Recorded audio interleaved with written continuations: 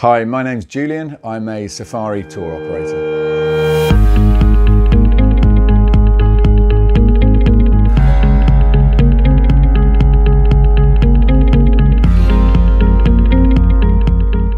The first thing that I'll read on a CV is a cover letter.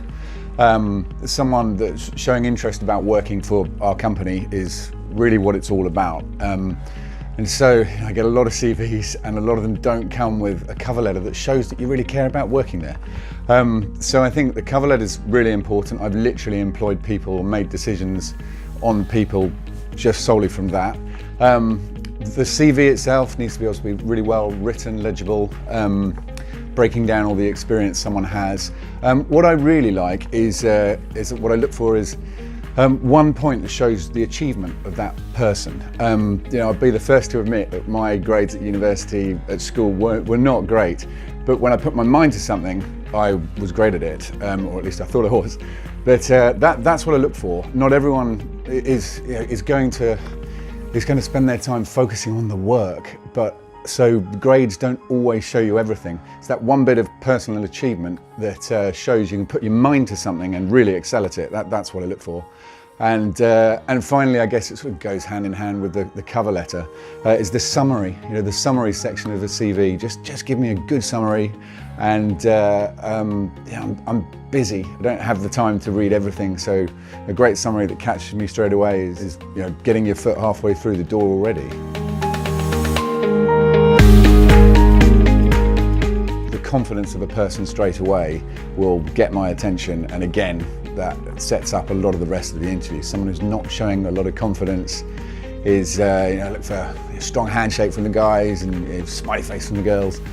I've loved people who actually give me a little bit of honesty. And what I mean by that is someone who almost shows a fault and then talks about the fault and explains what's wrong with them as such, and how they want to improve on it. It gives me a level of trust. I don't want someone coming in here and just going, I'm amazing at everything.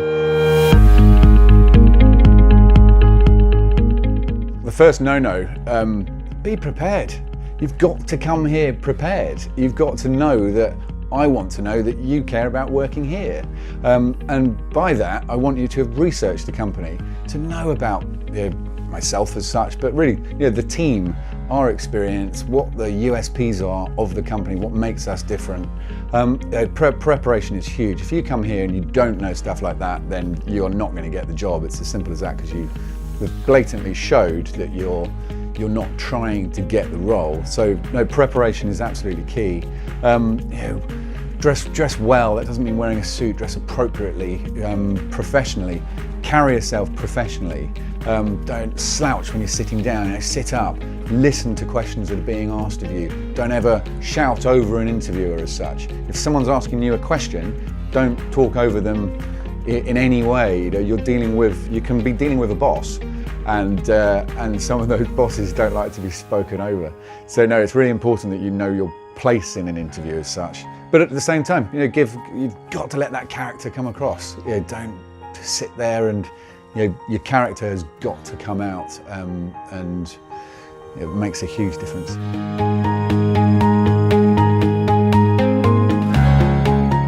And finally, actually, I always remember one chap who came into the office and he said he did a great interview, and I'd already basically decided to employ him.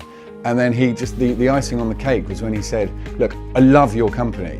I really want to work here, but tell me why I should." And it's not always a one-way process. I think the company has to be giving the applicant something as well.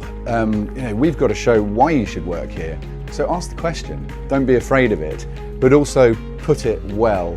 Don't be, well, why should I work here? Be, I love your company. I really want to work here, but can you just tell me why? I think that's huge. Makes a big difference as well.